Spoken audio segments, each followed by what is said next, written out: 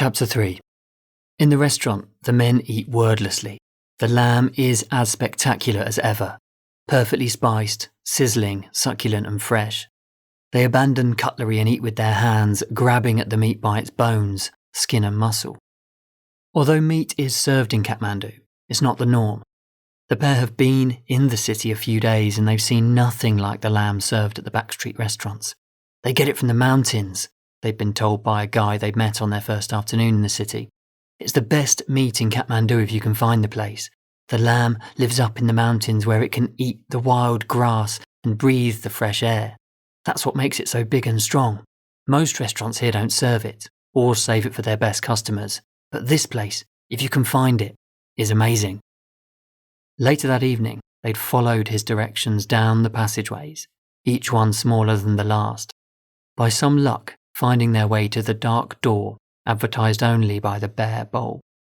They'd been back 3 times since, each time greeted by the waiter with the oily smile, each time ordering the succulent, delicious Himalayan lamb. From the kitchen, the waiter stands and watches them. One tears the meat from a long bone with his teeth. The other picks at it, the way a vulture would devour an abandoned carcass.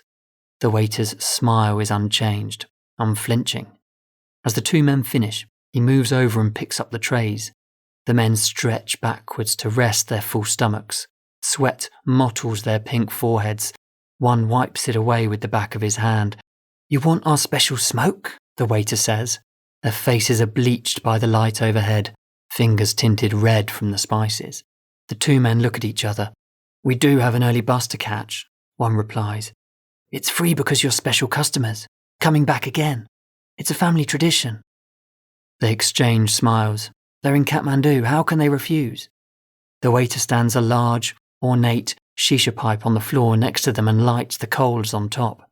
4 hoses curl from the white body on which engraved snakes dance. Their scales shimmer in the dark restaurant. The waiter draws hard on one of the hoses. Liquid gurgles and the red eyes of coal glow ferociously. He pulls again until the smoke comes through, thick and white. "With our compliments," he says, passing the hose to one of the men. Then, bowing slightly, he returns to the shadows. His oily smile remains.